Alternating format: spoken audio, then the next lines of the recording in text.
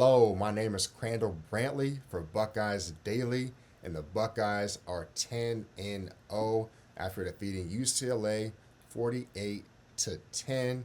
Before we get to that, we're going to get to some injury concerns. Carnell Tate was out again for a second straight game, and he tweeted out that it was going to be okay. They're saying that this was precaution, not a serious injury. I do believe that. I think they'll probably send him out again to be ready for the game.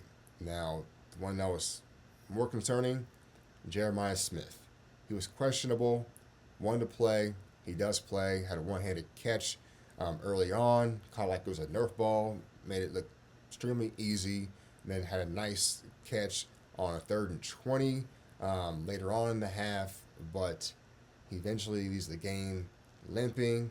He limps off at halftime to the tunnel, and then you see him limping over on the sidelines during timeouts and limping off by himself, like on his own, but limped off going to the tunnel after the game. And look, this season has been like smooth sailing for OSU when it comes down to just cruising the wins and not having injury concerns. And now the top two receivers are sidelined, including the best player in the country. So I'm not a doctor. I'm just giving my opinion. If this happens to be ankle injury, not high ankle sprain, if it's an ankle injury, I think that they'll give him treatment for 2 weeks. He'll be 100% for Michigan. If this happens to be hamstring, groin, high ankle sprain, that is extremely concerning. And I say all this because I don't think the scenario where Jeremiah Smith does not play against Michigan, he would do whatever it takes to play in that game. It's a matter of him being effective in being him. Like, he is him. Can he do that? And he can do that, and he's healthy. But if he's going to be healthy for those games, that would be my concern with that. I think for next week at max, you let these guys go through warm-ups and make sure they're good. We have to see the fans know, the players, that they are good, and to sit them out. Don't let them get any hits. Don't get hit against Rutgers at all. Make sure they're 100% for the game. And look, I do believe that he'll be back for the game. Carnell Tate and Jeremiah Smith, they're going to show out and get the dub. All right. Ohio State blows out UCLA 48 to 10. My prediction was wrong. I said 42-6. The offense is like, no, we got more. We got 48. And UCLA had a couple scores in the second half, but defense was still outstanding. Particularly the defensive line. They held UCLA to under 70 yards rushing. It wasn't like UCLA was killing them over the top with passing. And you had guys like Keanu Jackson, 3rd and 1, second quarter, goes out, get tackled for a loss off the field. Second half, UCLA goes for it, 4th and 1. Caden Curry gets in the backfield for the stop, turnover on downs. This defensive line, I thought there was no chance that the defensive line could play at a level or even better than last year's defensive line. But proved me wrong so far. You could say not play anybody. All right, they will in 2 weeks. All right, they will. But right now, this is a historic run by the defense. Julian saying wasn't his greatest eye-popping stat line game, 184 for 1 touchdown, but on the bright side, 9 different people had receptions, whether it was a running back, receiver, or tight end. 9. So that could be major moving forward. You had Mylan Graham with a big catch on 3rd down in the second half after the first 2 possessions in the second half stalled, and so that part was good. Then you had Brandon Ennis in that drive with a catch, then Isaiah West scores. Isaiah West also had a big time run in the first half for 30 plus yards, showing that burst and agility. Bo Jackson, 112 yards off 15 carries. He had touchdown as well, and he's a clear RB1. Isaiah West has solidified his spot as RB2, in my opinion. Is Donaldson, he's a short yardage back. He was out today. But James Peoples, yes, he was a starter game one and lost his spot. But when it was time for him to show out, that's exactly what he did. Nice catches in the backfield. And then the hurdled the man, stayed in bounds, got in the end zone, 20-yard touchdown. That was nice. That's got to be on Sports Center Top 10. Got to. And you had that part.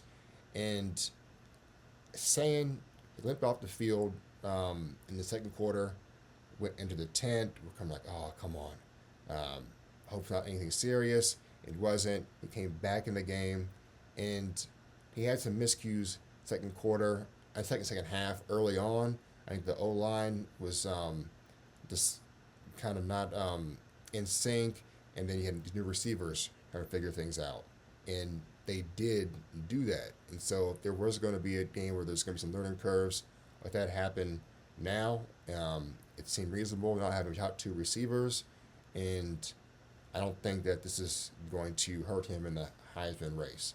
You had Ty Simpson losing earlier, and he threw a pick six.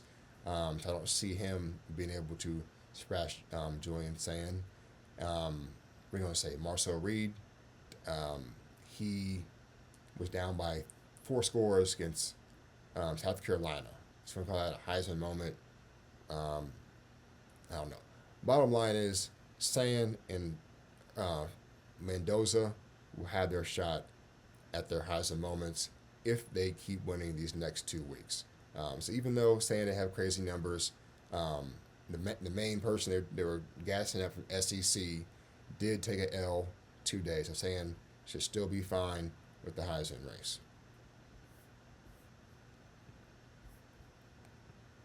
Okay, first crib work for OSU when it comes down to kickoff returns since 2010. That was Jordan Hall in 2010 in the game. But shout out Lorenzo Styles Jr. He got it done today. 102-yard kickoff return. He caught it in the end zone. Went around the opposite side. Had like one man to juke, and he was gone. He was gone, 102 yards. And look, this is one of the things that OSU fans have been saying in the offseason, like, hey, can we get somebody to have kickoff return, punt return? Last year, Caleb Downs did the punt return, I think first time in like 10 years. And then now, 15 years. Man, I was a senior in high school then. I was at the 2010 game when Jordan Hall did this. Tressel was still coaching. That's how long it's been since OSU has had kickoff return for a touchdown. And so that was great to see. Maybe we see it again later in the season. For a blowout, that's type of play that's going to get everyone hyped. So great to see that. And that's got to be a cool moment for him and his brother, Sonny Styles, to see that happen.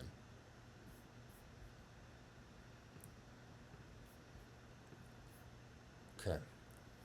4-star 2027 safety Eli Johnson committed to the Buckeyes, and this was like less than an hour before kickoff, maybe a half hour before kickoff. Eli was at the stadium for a visit for the UCLA game, and he saw the bright lights, night game, see the shoes, like, hey, I'm committing now. I'm not even going to wait. And so that's 2027 commit there, and he's from Cibolo, Texas, and OSU got him over Texas Longhorns and Michigan for this commit. So they're going out and getting guys from Texas, Florida, and California, and keeping guys in Ohio for the 2027 class. That is a great sign. They're not scared to go out and get guys from all around the country, and they're keeping the best in Ohio so far.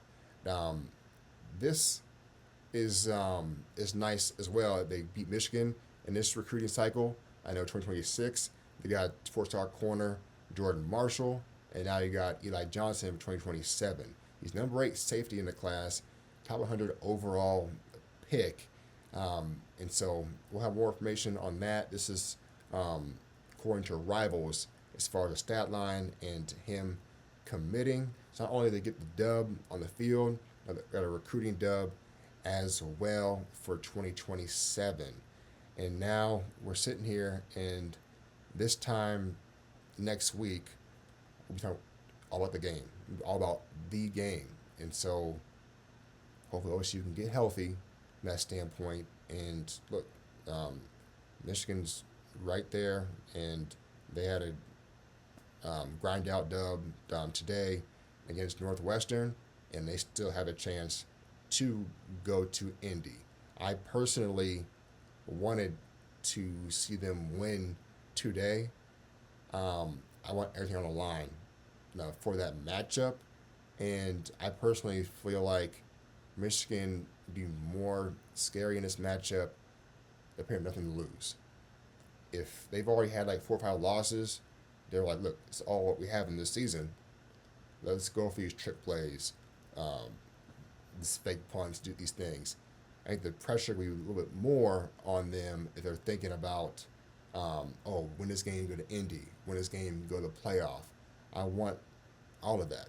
And so, look, we are a week away from talking about that all week, but for now, it's Rutgers and OSU 10-0, beating UCLA 48-10. All right, go Bucks.